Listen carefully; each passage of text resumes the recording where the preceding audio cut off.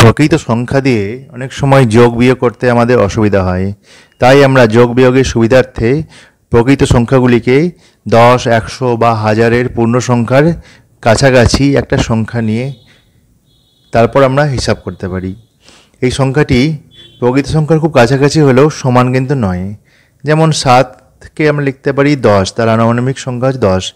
23-এর আনুমানিক সংখ্যা হচ্ছে 20। কিন্তু এগুলি করার একটা নিয়ম আছে। আমরা আজকের অধ্যায়ে এই সংখ্যা বিষয়ে কীভাবে যুক্তিসম্মত অনুমান করা যায় সেটা নিয়ে আলোচনা করব। আমাদের প্রথম নিয়ম হচ্ছে, দেখো তোমাদের বইয়ে আছে, তোমাদের বই থেকে এটি নেওয়া হয়েছে। এই 10-এর গুণিতকে আমরা নিয়ে যাব। তো এখানে আমাকে দেখতে হবে যে এককের অঙ্কটি 5-এর সমান বা বেশি যদি হয় তাহলে নিয়ম বলছে দশকের অঙ্ক 1 বাড়বে ও এককের অঙ্ক 0 হবে। কিন্তু 5-এর চেয়ে ছোটো হলে দশকের অঙ্কটি একই থাকবে ও এককের অঙ্ক 0 হবে। আমরা একটি উদাহরণের সাহায্যে দেখি। যেমন ধরো 23 নিলাম।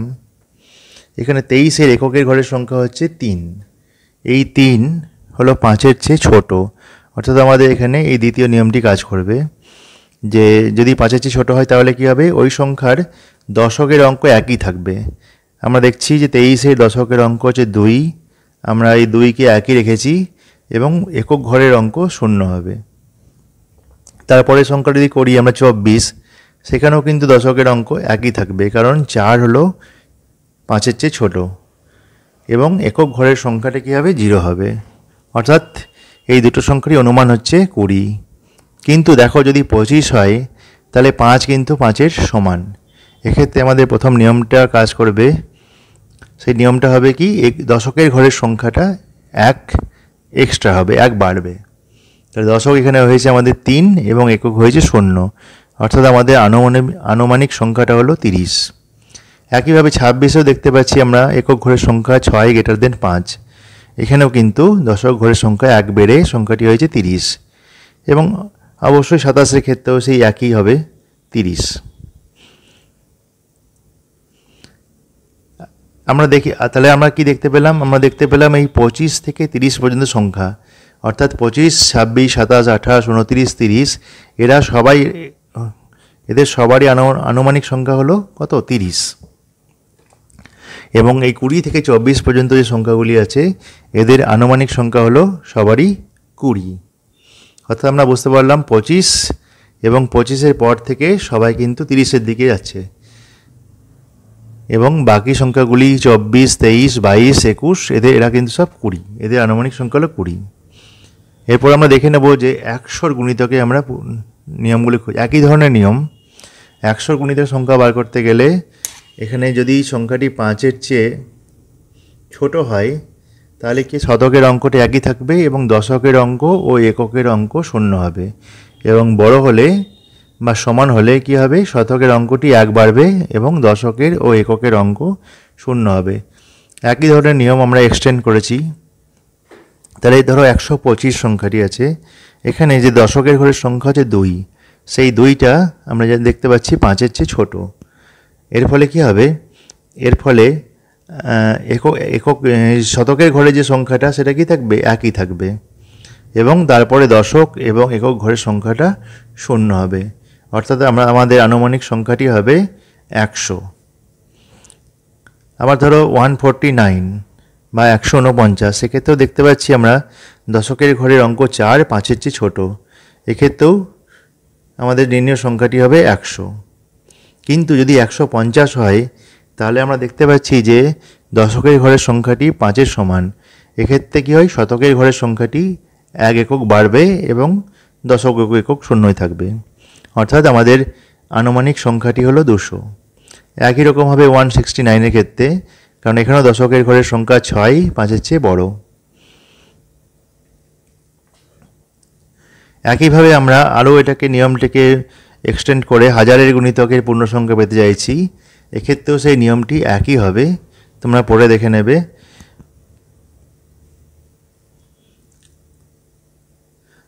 যদি 5-এর চেয়ে বড় হয় তাহলে একটি কেস হবে এবং 5-এর চেয়ে ছোট যদি হয়, পুরো জিনিসটা একই রকম। আমরা একটা উদাহরণ নিয়ে ব্যাখ্যা করছি। ধরো 1350, এখানে আমাদের শতকের ঘরের অঙ্কটি কত, 3, যা 5-এর চেয়ে ছোট। অর্থাৎ আমাদের এর ফলে কী হবে, হাজারের ঘরটি একই থাকবে, যা ছিল তাই থাকবে, অর্থাৎ 1 ছিল 1ই থাকবে এবং বাকি শতক, দশক ও একক ঘরের সংখ্যা 0 হবে এবং আমরা পেলাম আনুমানিক সংখ্যা 1000। কিন্তু দ্বিতীয় ক্ষেত্রে আমরা দেখতে পাচ্ছি শতকের ঘরের সংখ্যাটা 5, যা কিনা 5-এর সমান। তার ফলে কী হবে, এবার আমাদের তার আগের ঘর অর্থাৎ হাজারের ঘরের 1 একক বাড়বে। এবং 1699 ক্ষেত্রেও দেখতে পাচ্ছি আমরা একই, 6 যেহেতু 5-এর চেয়ে বড়, সেহেতু আমাদের আনুমানিক সংখ্যাটি হবে 2000। এইভাবে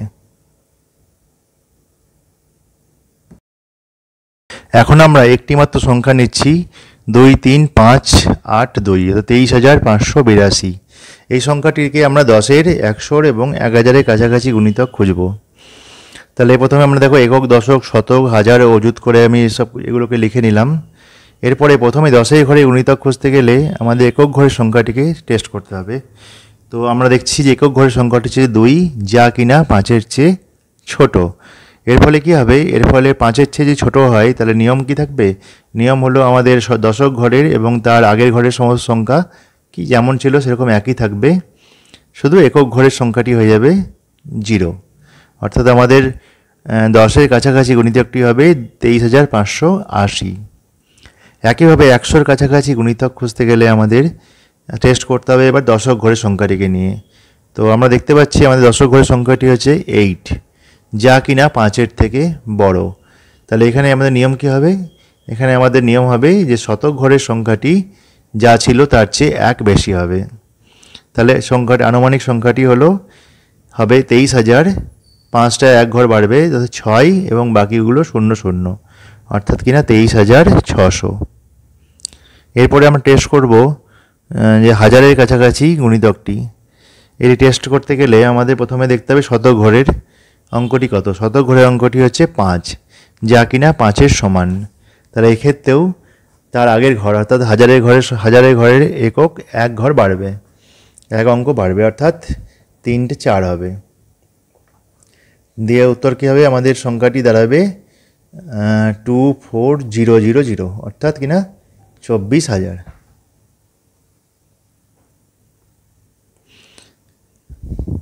ওকে, এখন পাঠ্য বইয়ের শূন্যস্থানগুলি দেখে নেওয়া যাক। এই অঙ্কগুলি করে দেওয়া হয়েছে, শূন্যস্থানগুলি পূর্ণ করে দেওয়া হয়েছে। তোমরা প্রয়োজনে ভিডিওটিকে পজ করে তোমাদের উত্তরের সঙ্গে মিলিয়ে দেখতে পারো ঠিক হয়েছে কিনা।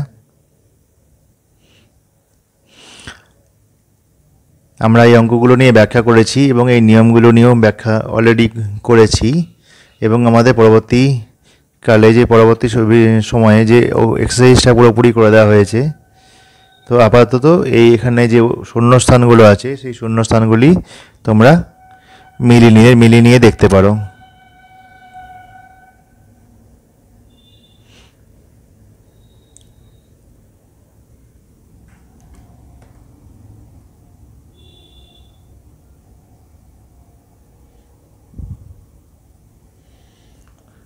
এখানে দেখো সঠিক দাম আর অনুমানের দাম 638 টাকা হয়েছে সঠিক দাম এবং অনুমানের দাম হয়েছে 640 টাকা, যা কিনা 2 টাকা ডিফারেন্স।